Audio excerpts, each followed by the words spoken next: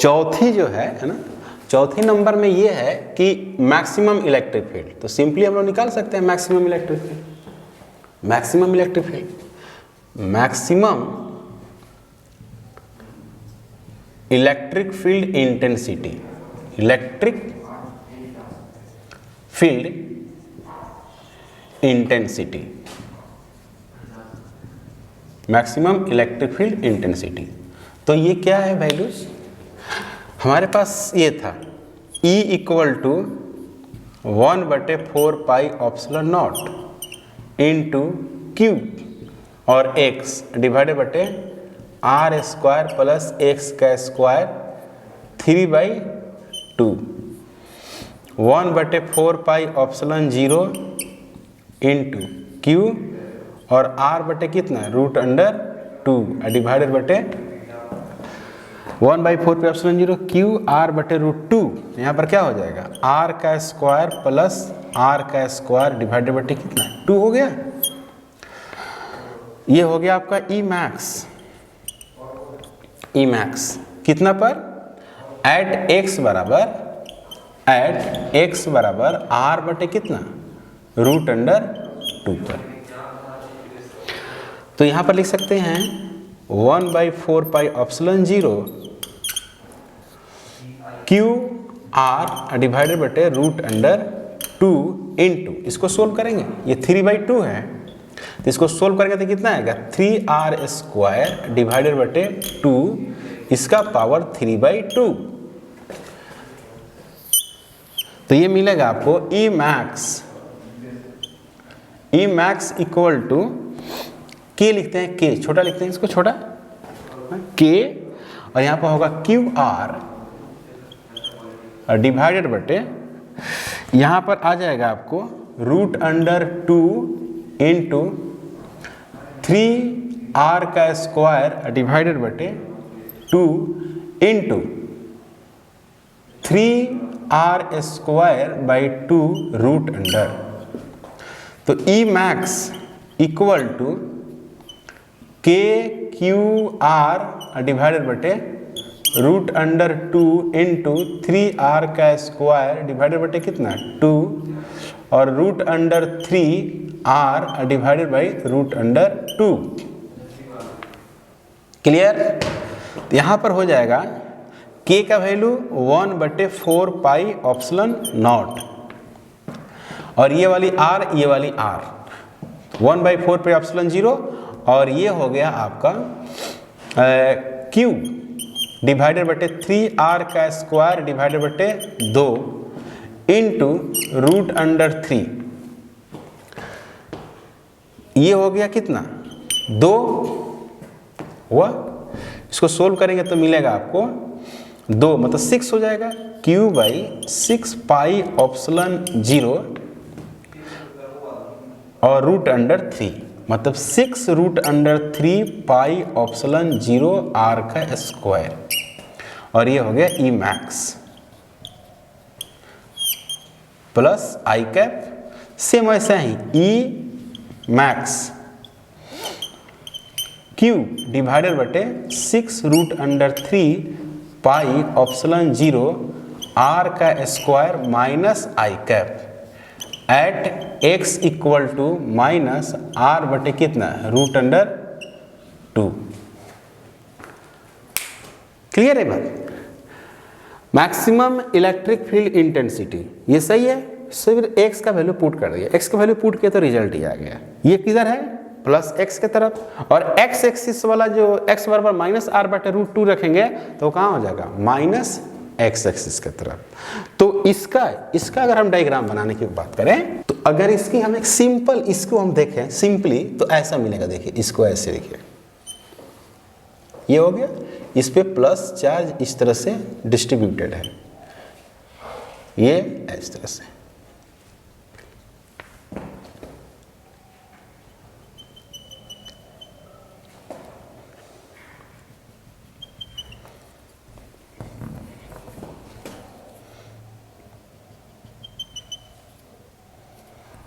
इस तरह से ऐसे, इस तरह से।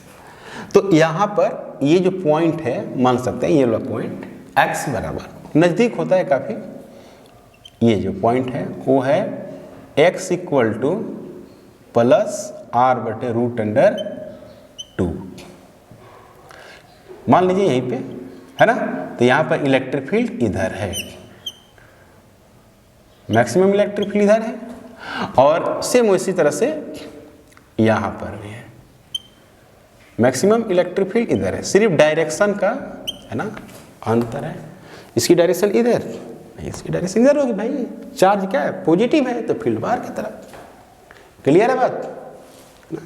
अब हम लोग बात करेंगे जो 5वीं नंबर है वो है graphical representation. Graphical representation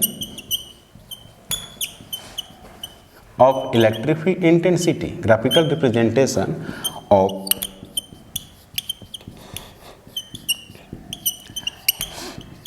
electric field intensity. तो ग्राफिकल रिप्रेजेंटेशन में हम लोग क्या करेंगे, ग्राफ में दो वेरिएबल लेंगे, एक x और दूसरा इलेक्ट्रिक फील्ड। तो x के अकॉर्डिंग इलेक्ट्रिक फील्ड बदल रही है, तो हम लोग उसको दिखाएंगे, मतलब कि इलेक्ट्रिक फील्ड और x का एक ग्राफ होगा सिंपली। तो हमको 2-3 बातें दिखाई दे रही है, एक जीरो ऑरिजिन पर दिखाई दे रही है, और फिर एक इन्फिनिटी पर जीरो, और एक मैक्सिमम इलेक्ट्रिक फील्ड। तो हम क्या कर रहे हैं कि ये है आपका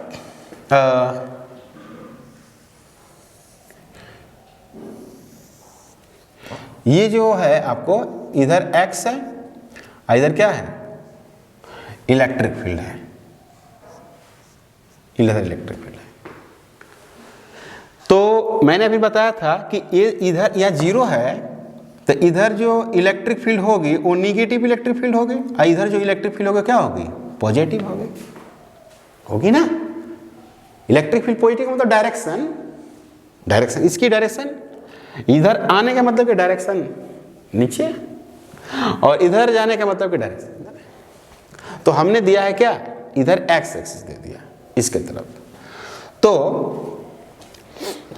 x यहां पर पॉजिटिव, तो पॉजिटिव वाला में इलेक्ट्रिक फील्ड प्लस में था, मतलब कि ऊपर हो गई, और यहां पे थी x बराबर माइनस r बटे रूट 2, तो उसमें इलेक्ट्रिक फील्ड निगेटिव, निगेटिव का मतलब नीचे हो गई।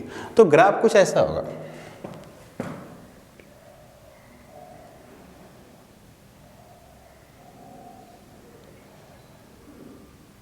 ऐसे होगा, वो जाएगा अपना इन्फिनिटी पे जाके जीरो हो जाएगा। थोड़ा सा अगर इसको और दिखाना चाहेंगे तो ऐसे दिखा सकते हैं, x ये जाएगा बेचारा इन्फिनिटी पे जाके जीरो हो जाएगा। तो यहां पर मैक्सिमम मिला है, और ये x बराबर कितना है प्लस r बटे रूट अंडर 2, x बराबर प्लस r बटे कितना रूट 2, और ये हो गया मैक्सिमम इलेक्ट्रिक फील्ड, ये वाला हो गया E मैक्स, और फिर ऑरिजिन पर जीरो, और फिर इन्फिनिटी पर जाके जीरो। सेम यहां भी कुछ ऐसे ही है, इधर से आ रही है इस तरह से,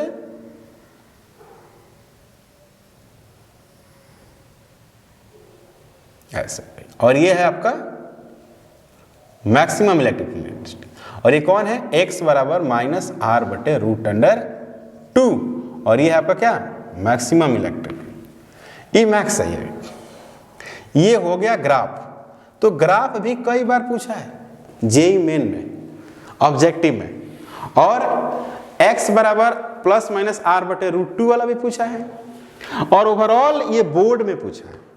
तो बोर्ड में आपको ज्यादा मेहनत करना पड़ेगा, जेईई मेन में कम मेहनत करना पड़ेगा।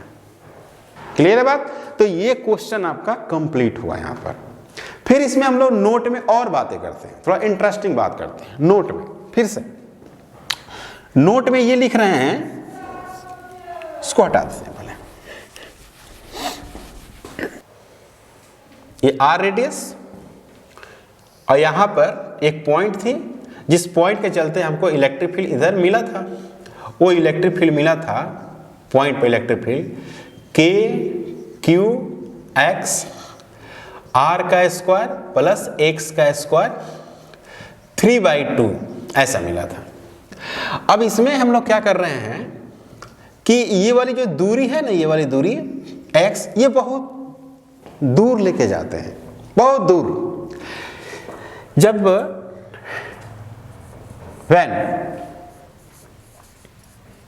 when x is very very greater than क्या, r, x बहुत बड़ा हो r से, तो जब बहुत दूर पॉइंट रखेंगे तो ये पॉइंट इस चार्ज, इस रिंग को, चार्ज रिंग को क्या महसूस करेगा, एक पॉइंट की तरह ही महसूस करेगा। तो हमारा जो रिजल्ट आएगा ना, रिजल्ट, वो पॉइंट चार्ज वाला रिजल्ट आएगा। और पॉइंट चार्ज वाला रिजल्ट क्या था, 1/4πε0 q/x²। समझ में आया पॉइंट चार्ज वाला रिजल्ट, 1/4πε0 q/x² या kq/x²। तो वैसे रिजल्ट आ जाएगा। क्योंकि बहुत दूर से, जैसे मान लो किस बोर्ड को बहुत दूर से देखो, अब इन पास से देख रहे हो तो इतना बड़ा नजर आ रहा ना, बहुत दूर से देखोगे तो क्या नजर आएगा, पॉइंट नहीं नजर आएगा, आएगा ना यार। तो रिंग भी क्या आएगा, पॉइंट नजर आएगा। इसका मतलब होगा नाउ रिंग बिकम्स पॉइंट,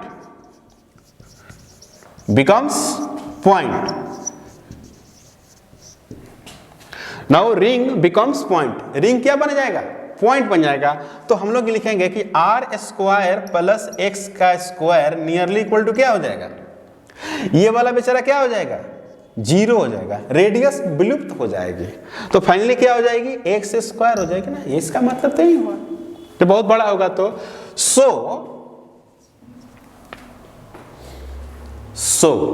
सो क्या होगा, यहां पर EP equal to KQX divided बटे, यहां पर लिखेंगे x², इसका पावर 3/2, तो ये स्क्वायर से कटेगा, तो EP equal to KQX divided बटे x का क्यूब, ये कट जाएगा, तो यहां पर क्या होगा, KQX², यानी कहने का मतलब है कि 1/4πε0 इंटू Q, क्या होगा, Q होगा ना, Q, अब बटे x²। ये किसके लिए रिजल्ट है, पॉइंट चार्ज का रिजल्ट है। फील्ड क्या लिख सकते हैं, field due two point charge, field due two point charge. Point charge का ये क्या है, फील्ड है। ये समझ में आया। दूसरा कंडीशन है कि हम क्या कर देते हैं, r को बहुत बड़ा कर देते हैं, r को बहुत बड़ा, r इज वेरी वेरी, है ना, r is very very greater than x, मतलब इतना बड़ा रेडियस करते हैं, बहुत बड़ा रेडियस, ताकि जब हम इसको r is very very greater than कर देते हैं, r मतलब कि x is very very greater than r, या r is very very greater than x, तो क्या होगा, रिंग बिकम्स, यहां पर तो था कि पॉइंट नजर आता था, लेकिन यहां पर बहुत बड़ा नजर आएगा, और बहुत बड़ा नजर आने से ये पॉइंट इसके अंदर आ जाएगा। क्योंकि x को छोटा करना है यार, r बहुत बड़ा है x की तुलना में, तो r इस पर से नजर आएगा ना, इस पे से क्या नजर आएगा, इस पे से अगर हम देखें तो ये नजर आएगा कि इसके काफी करीब है, एक्सिस पर है, सेंटर पर है। अगर मैं इस बोर्ड के सामने किसी आदमी को खड़ा कर दें, सपोज दैट यहां पर खड़ा कर दे किसी आदमी को, और ये बहुत लंबा बोर्ड करे, और उस बोर्ड के किनारे से आदमी को देखोगे ना, तो ये आदमी सटा हुआ नजर आएगा। इसमें कॉमन सी बात है, नहीं कर सकते क्या ऐसा। तो यहां पर क्या करें, x is very very greater than x is very very less than r, तो इस पर क्या हो जाएगा, यहां पर EP समझिएगा, EP is equal to KQX, और यहां पर क्या हो जाएगा, इसको अगर इसको हम करें तो यहां पर क्या हो जाएगा, r² ना बचेगा, जोड़ेंगे तो यहां पर r² plus x² nearly equal to क्या हो जाएगा, ये x² लगभग 0 होगा, नॉट 0 टाइम्स करेगा, बहुत छोटा होगा, इसलिए यहां पर 0 नहीं लिखेंगे, x ही लिखेंगे, पर ये बहुत छोटा है, 0 नहीं है। लेकिन जब बड़ी क्वांटिटी में लगभग बहुत छोटा सा वैल्यू से जोड़ेंगे ना, तो बड़ी वाली वैल्यू हो जाएगी। बोलो यार, क्या सही है ये? तो सेम टू सेम हम लोग यहां पर सेंटर वाला रिजल्ट पाते हैं। सेंटर पर रिजल्ट क्या था यार, 0, यहां भी रिजल्ट क्या आएगा, 0। अब कैसे, देखो ये हो गया, तो आपको यहां पर मिलेगा EP is equal to KQX और डिवाइडेड बटे R का स्क्वायर, सॉरी R का क्या मिलेगा, cube. This is the result, this is the result, but this result is nearly equal to 0। ये रिजल्ट लगभग 0 है, एग्जैक्ट 0 नहीं है पर लगभग 0 है। कैसे, जरा देखो, नाउ x बटे R, समझो x बटे R, x बहुत छोटा है, x is very less than R, x बहुत छोटा है R से, तो x बटे R क्या आएगा, जैसे मैं कहूं कि 1 बटे, यार ये 0 के बराबर नहीं आ रहा है कि नहीं, सेम वैसा ही बात यहां पर क्या है कि x बटे R लगभग 0 के बराबर आएगा। अगर 0 के बराबर नहीं आएगा तो ये वाला देखो तो ऐसे आएगा, यहां पर क्यूब करोगे तो क्या आएगा, अब तो ये पहले से बड़ा था, क्यूब किए तो और बड़ा हो गया ना तुम्हारा ना यार, 0। तो EP इक्वल टू, सुने, EP is equal to K cube, और यहां पर x बटे R का क्यूब, तो ये क्या हो गया, K क्यूब गुणे 0, समझ में आया। लेकिन उसमें ऑप्शन पर होगा, लगेगा लिखेगा कि नियरली इक्वल टू 0 ऑप्शन, तो 0 लगा सकते हैं। अगर 0 की बात ना कहे कि ये हो जाएगा तो होगा ये, ठीक है ना, ऑप्शन पर डिपेंड करेगा।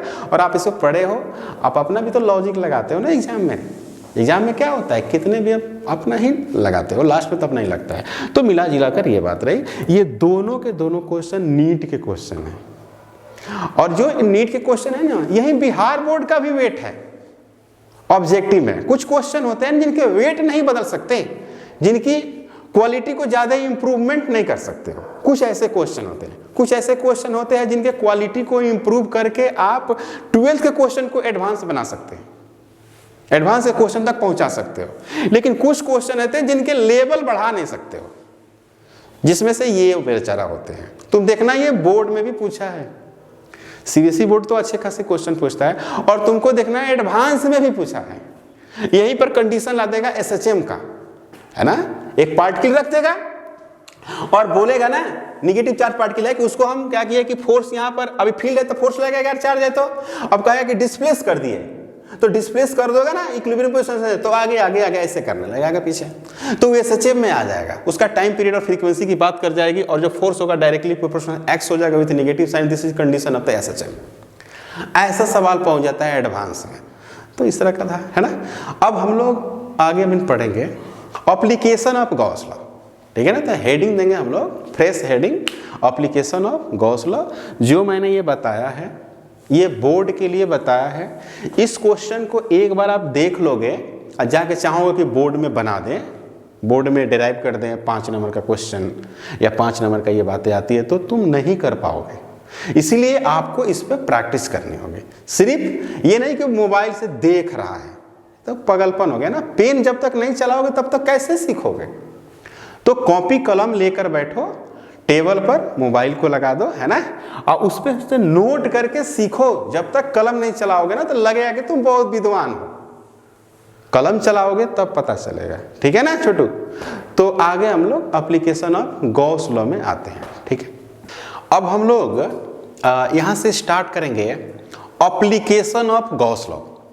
जैसे हम लोग गॉस लॉ पढ़े हैं, तो गॉस लॉ यहाँ पर पढ़ने का मकसद ये है कि कठिन से कठिन बॉडी के लिए, जैसे रॉड, रिंग, डिस्क, प्लेट, है ना, लेमिना वगैरह वगैरह, सॉलिड स्फीयर, सिलेंडर, इन सभी का इलेक्ट्रिक फील्ड इंटेंसिटी काफ़ी आसानी से कैलकुलेट किया जा सकता है, जिसको हम लोग हेडिंग रखेंगे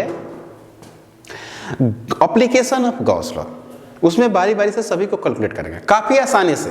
जैसे मैंने एक रिंग का कैलकुलेट किया था ना, कितना बड़ा था इसका कैलकुलेशन, तो गॉस से हम लोग काफ़ी आसानी से कैलकुलेट कर सकते हैं।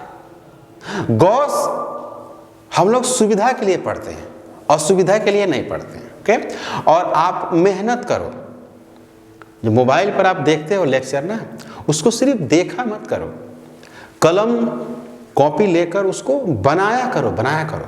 जब तक आप सोल्व नहीं करोगे ना, दिमाग नहीं चलेगा। देख के निकल जाते हो मूवी की तरह, तो उससे कुछ होता है, लेकिन एक्चुअल जो फायदा होती है ना, उसको सोल्व करोगे ना आप। एलिमेंट्री पार्ट कैसे काट रहे हैं, कंपोनेंट कैसे ले रहे हैं, कंपोनेंट को कैसे ऐड कर रहे हैं, वाई में कैसे कैंसिल हो रहा है, ये सारी बातों को इमेजिन करोगे तब सीखोगे ना भाई।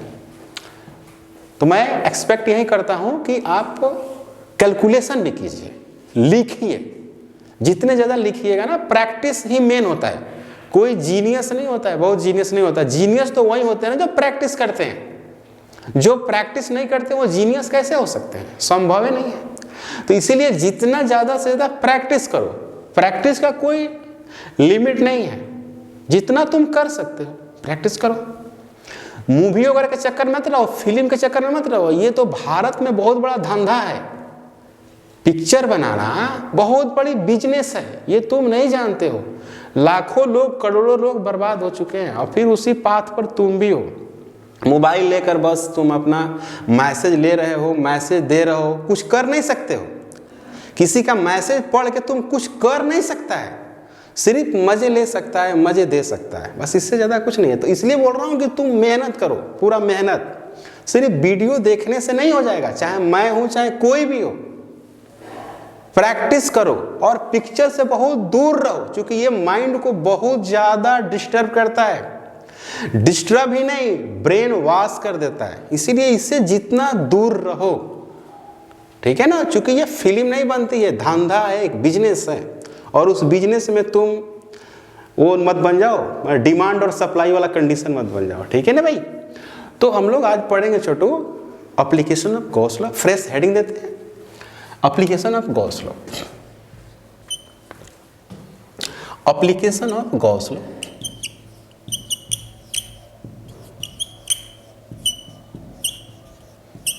Application of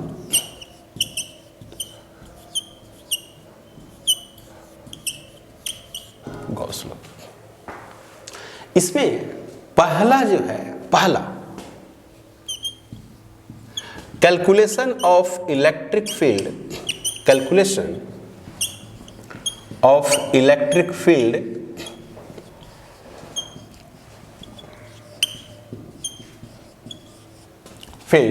due two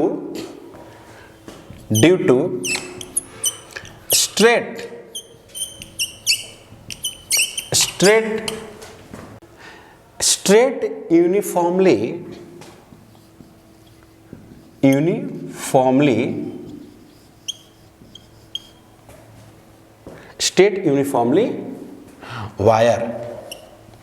wire. तो इसमें थोड़ा सा एक बात का ध्यान रखना है। गॉसियन जो सरफेस लेते हैं, गॉसियन सरफेस, इसमें वो शेप के आधार पर लेते हैं। जैसे मान लो कि ये वायर है, तो इसकी गॉसियन सरफेस सिलिंड्रिकल होगी। गॉसियन सरफेस का मतलब होता है कि एक ऐसा रेगुलर शेप बना दो, रेगुलर शेप, जिसमें पूरा कवर हो, है ना। तो जैसे ये रॉड है, तो इसकी अगर गॉसियन सरफेस बनाएं अच्छे से, तो सिलिंड्रिकल होगी, लाइक सिलेंडर होगी, पूरा कवर करेगा। अगर कहीं पे स्फीयर है, तो उसकी गॉसियन सरफेस स्फेरिकल होगी। गॉसियन सरफेस का जो नाम है वो उसके आकार के अनुसार रखा गया है, उसके सरफेस के अनुसार रखा गया है। तो हमने रखा क्या? वायर। तो वायर कैसा होता है? सीधे पतला लंबा सा होता है यार। इसकी डायमीटर क्या होती है? लेंथ के कंपैरिजन में नेग्लिजिबल होती है, तो उसको हम लोग वायर बोलते हैं। तो मैं यहां पर कह रहा हूं कि हमारे पास मान लीजिए कि इस तरह का एक रॉड है, और ये बहुत बड़ा रॉड है। इसी रॉड के चलते हमको किसी पॉइंट पर क्या निकालनी है? इस पॉइंट पर हमको इलेक्ट्रिक फील्ड इंटेंसिटी निकालनी है। मान लीजिए कि यहां पर एक पॉइंट लेते हैं, यहां पर पॉइंट इसी पॉइंट को हमको इलेक्ट्रिक फील्ड इंटेंसिटी निकालनी है। और यहां से वो कितनी दूरी पर है, r दूरी पर है। r दूरी पर ये रॉड है, इस रॉड पे प्लस क्यू चार्ज डिस्ट्रीब्यूटेड है। और इस पे ये भी मान सकते हैं क्या कि लैम्डा है लीनियर चार्ज डेंसिटी। इसकी लंबाई कितनी है, l है, इसकी रॉड की लंबाई l, लैम्डा क्या है, लीनियर चार्ज डेंसिटी है। इस पे चार्ज कितनी है, प्लस क्यू। तो गॉस सर ये कहते हैं कि जिस पॉइंट पर आपको इलेक्ट्रिक फील्ड निकालना है उसी से स्टार्ट करो, एक गॉसियन सरफेस बनाओ। तो हम इसी पॉइंट से स्टार्ट करते हैं और एक गॉसियन सरफेस बनाते हैं। तो मैंने कहा कि अगर स्ट्रेट रॉड हो या लाइन चार्ज हो, line charge, this is the line charge, wire हो, चेन हो, है ना, रॉड हो वगैरह वगैरह, तो इसकी जो गॉसियन सरफेस होगी वो होगी सिलेंड्रिकल। जैसे मान लीजिए कि इसकी गॉसियन सरफेस की बात करें ऐसे,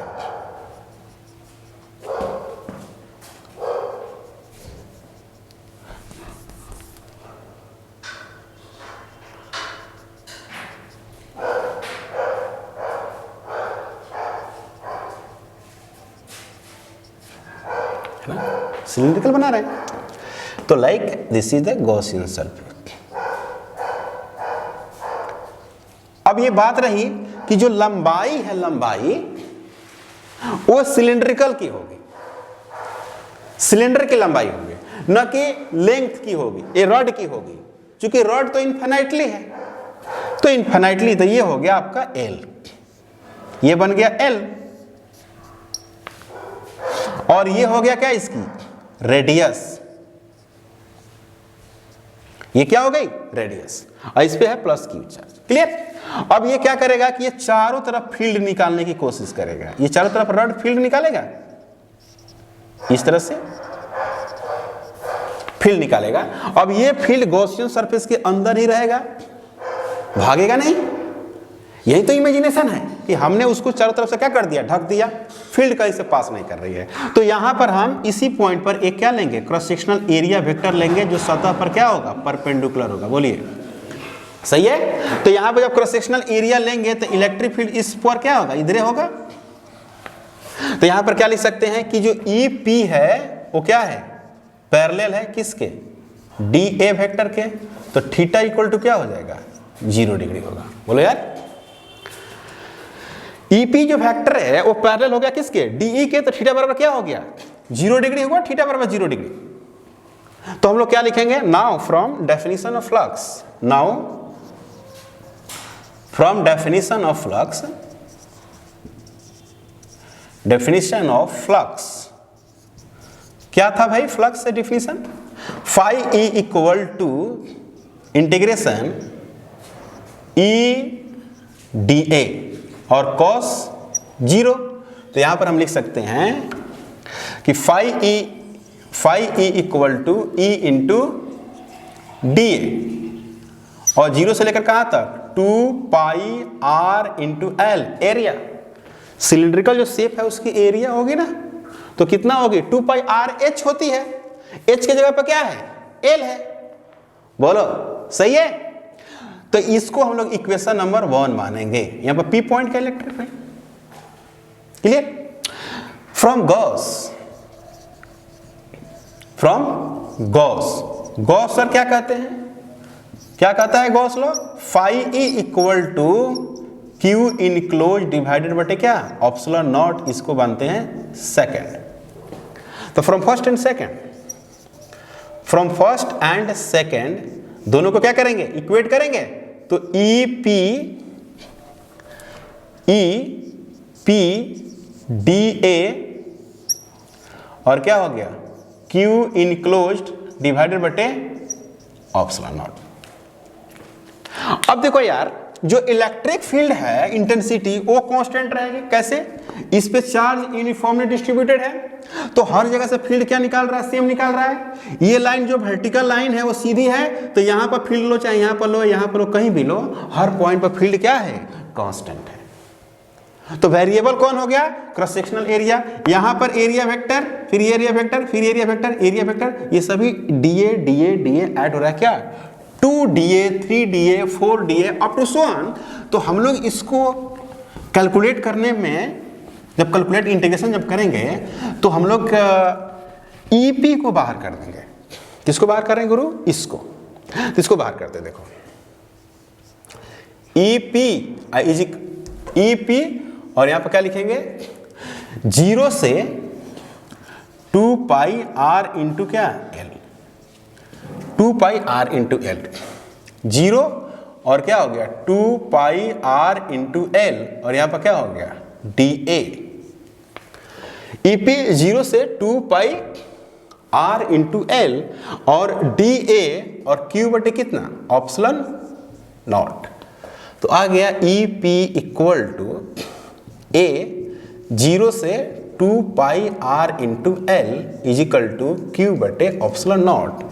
ई पी इक्वल टू आया रिजल्ट 1 बटे 2 पाई ऑप्सलन 0, है ना? ऑप्सलन 0 और क्यू बटे कितना?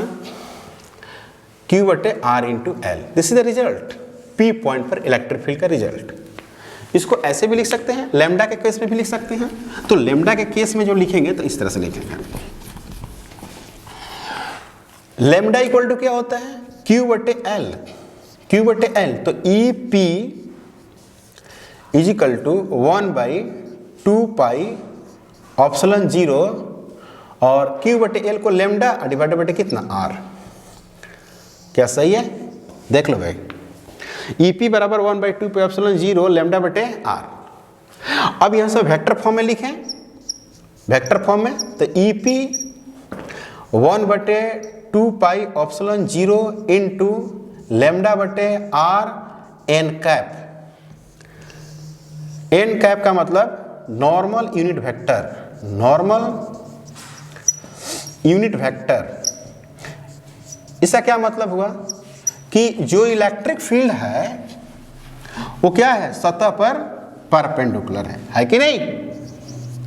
सतह पर परपेंडिकुलर है। कैसे परपेंडिकुलर है? एक रॉड, अगर आप कोई एक रॉड दिखाएंगे तो उस पर जो इलेक्ट्रिक फील्ड होगी ना वो बिल्कुल उसके सतह पर परपेंडिकुलर होगी।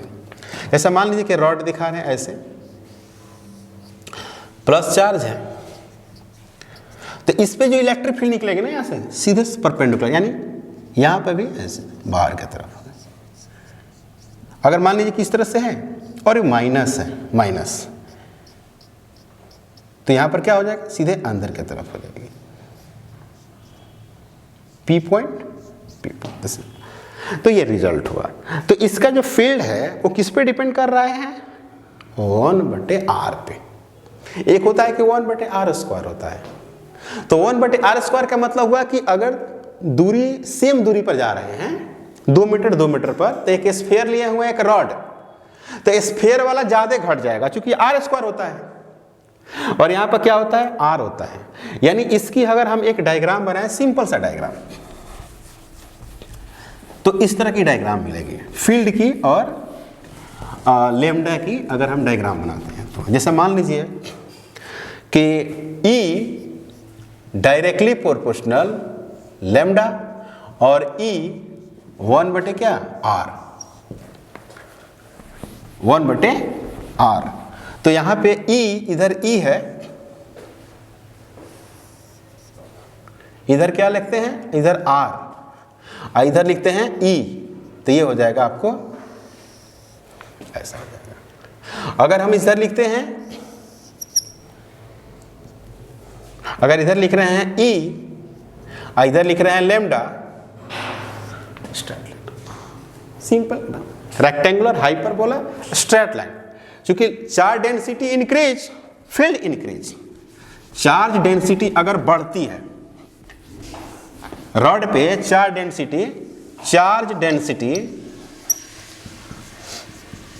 डेंसिटी का मतलब क्या? लैम्डा क्या करता है? Increase, then field increase,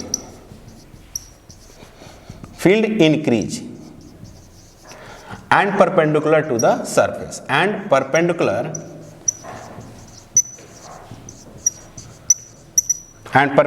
to the surface,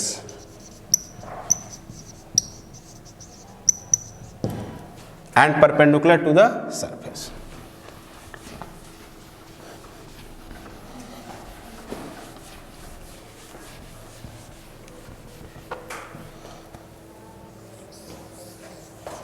ठीक है ना, परपेंडिकुलर टू द सरफेस होगी। और ये सिंपल है ना। नोट में एक बात लिखते हैं सोल्यूशन करने के लिए, सवाल को सोल्व करने के तरीका में। जैसे मान लीजिए कि E बराबर मैंने लिखा था 2 पाई ऑप्सिलन 0 और लेमडा बटे सिंपली R लिखा था, तो E बराबर हम ऐसे लिख सकते हैं ना 1/2 pi epsilon 0 into 2/2 into lambda बटे R। तो ये लिख देंगे क्या 2/4 पाई ऑप्सिलन 0 और लेमडा बटे R। इसको क्या लिखेंगे 1/4 पाई ऑप्सिलन 0 क्या लिखेंगे 9 × 10 टू द पावर 9। तो यहाँ लिखेगा 9 × 10 to the power 9 into lambda बटे R इंटू कितना 2। बस कुछ नहीं, सोल्व करने के लिए चूंकि मान लीजिए 2 पाई ऑप्सिलन 0 को लिखे होगा पाई का वैल्यू फिर ऑप्सिलन 0 का, तो कंजस्टेड हो जाएगा। तो हम लोग इस पर एक एनसीईआरटी का क्वेश्चन करते हैं, ठीक है ना, क्वेश्चन करते हैं। इसमें कोई डाउट तो नहीं ना है। इसको डाउट होगा तो आप क्वेरी वहाँ पर कर सकते हो, जो यूट्यूब पर जब आपको वीडियो जा रही है ना, तो वहाँ पर आप लिख सकते हो कि सर इसको आप यहाँ पर डाउट है, कुछ एक्सप्लेन कर दिया, तो वो भी व्यवस्था किया गया है ना, एक्सप्लेन करके आपको भेजा जाएगा। क्लियर है बात। तो हम लोग एनसीईआरटी का एक क्वेश्चन करते हैं। मैं बोर्ड के लिए अभी बता रहा हूँ फिलहाल आपको, थ्योरी क्वेश्चन इस तरह से हम लोग करते हैं। एक क्वेश्चन है एनसीईआरटी क्वेश्चन है 23, कह रहा है कि infinite line charge produces a field of 9 × 10 to the power 4 Newton per coulomb at a distance of 2 centimetre. 2 centimetre rod है ना, रड से 2 सेंटीमीटर दूर पे आपको फील्ड निकालनी है। फील्ड दिया हुआ है, निकालनी नहीं है, दिया हुआ है। Calculate the linear charge density, मतलब आपको कैलकुलेट करना है लैम्डा। आप इसको ट्राई करोगे ना, बन जाएगा। बहुत सिंपल सवाल है। सॉल्यूशन की अगर हम बात करें तो लैम्डा हमारे पास लीनियर चार्ज डेंसिटी कैलकुलेट करनी है। Linear charge density, linear charge density lambda, linear charge density हमको कैलकुलेट करना है। और R = 2 सेंटीमीटर, R = 2 सेंटीमीटर, तो 2 × 10 to the power -2 metre. Centimetre को मीटर में लेते हैं। इलेक्ट्रिक फील्ड इंटेंसिटी दिया हुआ है। इलेक्ट्रिक फील्ड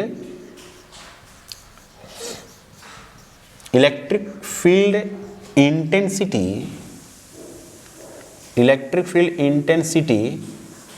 एट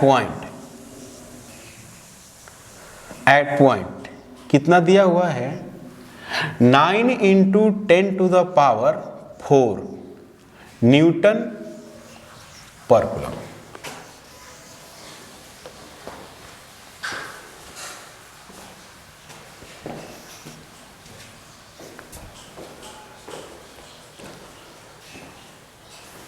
ये दिया हुआ है। तो E =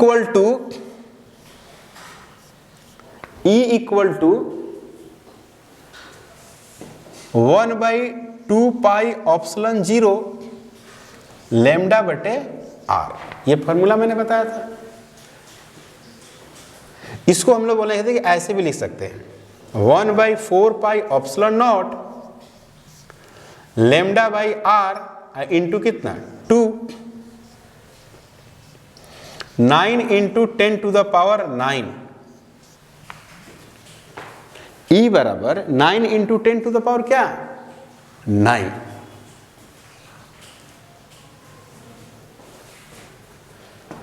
लैम्डा हमको कैलकुलेट करने थे, तो यहां पर लिख सकते हैं लैम्डा बटे R का value 2 × 10 to the power, R का वैल्यू है 2 × 10 टू द पावर माइनस कितना 2।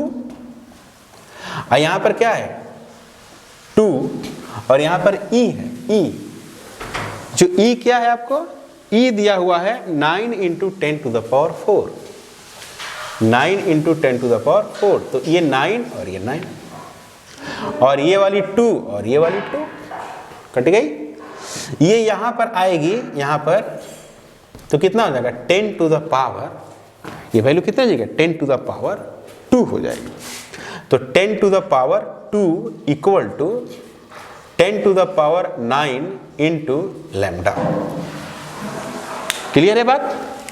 अब हम क्या करते हैं पर कि सिंपली अब इसको सोल्व कर सकते हैं। ये कोई बहुत बड़ी सवाल नहीं थी। इनफाइनाइटली जो लॉन्ग चार्ज होती है ना सवाल, ये बहुत सिंपल सवाल है। तो यहां पर लैम्डा इक्वल टू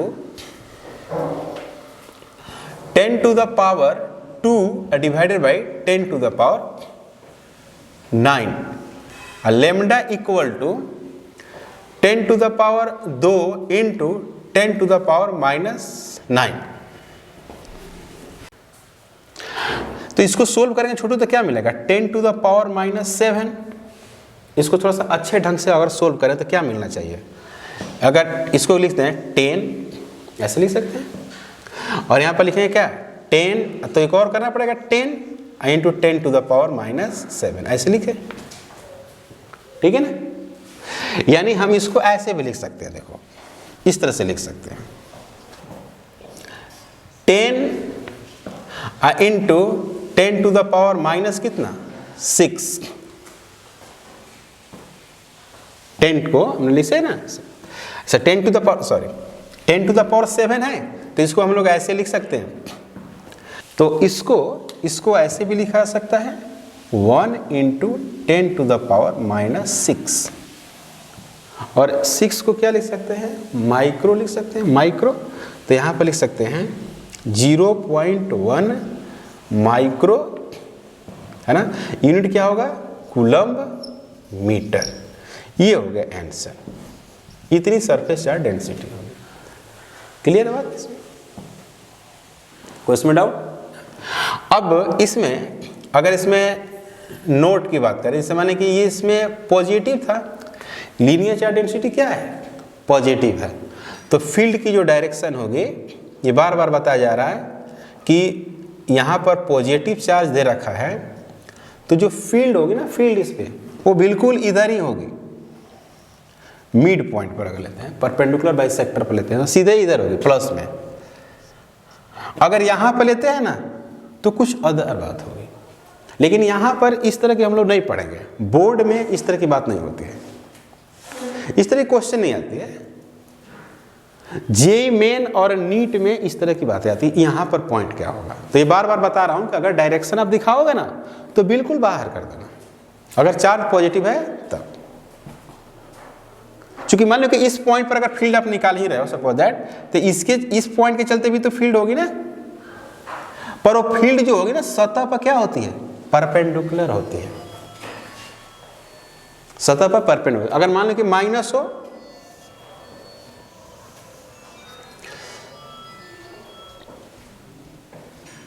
तो यहां पर सतह पर क्या हो? परपेंडिकुलर, अंदर की तरफ फील्ड आएगी। इसीलिए हम लोग लिखे थे ना फॉर्मूला, नॉर्मल लिखे थे। इलेक्ट्रिक फील्ड का जो डायरेक्शन लिखे थे, इस इलेक्ट्रिक फील्ड का डायरेक्शन में लिखते थे 1/2 pi epsilon 0 into 1/2 pi epsilon 0 into lambda बटे क्या? आर। E बराबर 1/2 pi epsilon 0 lambda by R. और ये जो इलेक्ट्रिक फील्ड, अगर हम वेक्टर की बात करें तो यहाँ पर लिखेंगे क्या? N cap. एन कैप का मतलब हुआ कि जो फील्ड होगी ना, फील्ड वो सतह पर क्या होगी? परपेंडिकुलर। इसे इलेक्ट्रिक फील्ड सतह पर परपेंडिकुलर। इस तरह की हम लोग बात करते हैं। क्लियर है? नेक्स्ट एप्लीकेशन हम लोग करते हैं, नेक्स्ट एप्लीकेशन और उसके बाद क्वेश्चन। तो हम लोग रॉड के लिए इलेक्ट्रिक फील्ड इंटेंसिटी कैलकुलेट किया था, उसको बताया था कि उसकी डायरेक्शन किस तरह से दिखाई जाएगी। उस पे एक एनसीईआरटी का हमने क्वेश्चन किया था। आप भी एनसीईआरटी के क्वेश्चन जो बना दिए हैं हमने, जो हमने क्वेश्चन को सोल्व कर दिया, उसका प्रैक्टिस करो। ये बार बार बोल रहा हूँ, कलम कॉपी लेकर उसका प्रैक्टिस करो, उसको सोल्व करो। क्लियर है? यहाँ पे हम लोग ऑनलाइन जो पढ़ा रहे हैं, इसका मेन मकसद यही है कि सभी बच्चे कुछ पढ़ें, फिजिक्स में कुछ जाने समझें। जो भी हम लोग इसमें जो अभी अपना जो मशीन खरीदा गया है और जो हम लोग पढ़ा रहे हैं, इसका मेन मकसद ये है कि हर बच्चे पढ़ें, है ना। यूट्यूब पर आपको एक चैनल बना दिया गया है, है ना, ज्ञान भारत एजुकेशन के नाम से एक चैनल है। ज्ञान भारत विज्ञान भारत चैनल के नाम से एक हम लोग एजुकेशन बनाए हुए हैं। उस पर जाकर आप सर्च करेंगे तो आपको बोर्ड लेवल की अभी हम बात कर रहे हैं, है ना। नेक्स्ट डे से हम लोग एक अदर सीरीज बनाएंगे, उसी चैनल में एक अदर सीरीज देंगे जो जेईई मेन और नीट की होगी। तो जेईई मेन नीट में हम लोग एससी वर्मा और क्वेश्चन बैंक की बात करेंगे। थ्योरी उसमें भी होगी लेकिन इस तरह की डेफिनेशन नहीं होगी, दैट्स प्रूफ होगी और न्यूमेरिकल प्रैक्टिस किए जाएंगे। यहां पर क्या हो रहा है, थ्योरी हो रही है, एक या दो न्यूमेरिकल हो रही है। वहां पे होगी थ्योरी होगी और 5 से 8-10 न्यूमेरिकल होंगे, अच्छे अच्छे न्यूमेरिकल जो आपको क्वेश्चन में जेईई मेन में और नीट में आया हुआ है। तो मैं यही आस रखता हूं कि आप लोग मेहनत करो, मेहनत। मोबाइल से ही तो पढ़ना है अब, लेकिन मोबाइल से दूरी बना के रखो, मोबाइल से दूर रहो। ये मैसेज रीड करना, फेसबुक पर जाना, है ना, जो फेसबुक बनाया है ना वो खुद फेसबुक नहीं चलाता है, तुमको ये पता है। जो यूट्यूब बनाया है उसका खुद यूट्यूब पर वीडियो नहीं है, ये सोचने वाली बात है। क्लियर है बात। जो पिक्चर बनाता है ना वो खुद पिक्चर नहीं देखता, लेकिन स्टूडेंट है और अदर लोग हैं अपने समय को बर्बाद करते हैं, मतलब अपने कैरियर को बर्बाद करते हो। एक फिल्म 2.5 घंटे की 2 घंटे की होती है, सोचो इस समय अगर तुम फिल्म देखते हो तो 2 घंटे मतलब 2-2.5 घंटे तुम बर्बाद करते हो। घंटे को थोड़ा ना तुम बर्बाद करते हो, बर्बाद तो अपनी होती है ना। समय को तुम थोड़े ना बर्बाद करोगे, समय कोई आज से थोड़े ना है, समय तो बहुत पहले से है। तुम समय में आए हो और समय में ही समाप्त हो जाएगा ना। इसलिए बोल रहा हूं प्रैक्टिस खूब करो, जो भी वीडियो जा रही है उसको समझो क्या बताई जा रही है, उस पर क्वेश्चन ज़्यादा से ज़्यादा करो। और तैयारी का मतलब होता है कि प्रीवियस ईयर का जो क्वेश्चन हो वो तुम्हारे पास होनी चाहिए, चाहे वो बोर्ड हो, चाहे वो जेईई मेन एडवांस नीट कोई भी एग्जाम हो, तो सबसे अच्छी तैयारी होती है। हम लोग नेक्स्ट लेक्चर स्टार्ट करने जा रहे हैं, है ना। नेक्स्ट लेक्चर में हम लोग किसी स्फीयर के चलते इलेक्ट्रिक फील्ड इंटेंसिटी कैलकुलेट करेंगे। स्फीयर के चलते कंडक्टिंग स्फीयर है, होलो है, मतलब कि फुटबॉल जैसा है और वो कंडक्टर है। उसके चारों तरफ माने सतह पर चार्ज डिस्ट्रीब्यूटेड है, या तो पॉजिटिव या नेगेटिव। तो उस स्फीयर के चलते हमको स्फीयर से बहुत दूर पे फील्ड निकालनी है और उसके सतह पर निकालनी है और स्फीयर के अंदर, और उसकी ग्राफिकल रिप्रेजेंटेशन करनी है। ये बोर्ड का 5 नंबर का क्वेश्चन है और ऑब्जेक्टिव में भी इसके सवाल पूछे जाते हैं, नीट में, जेईई मेन में। तो हम लोग नेक्स्ट लेक्चर में यहां से स्टार्ट करेंगे।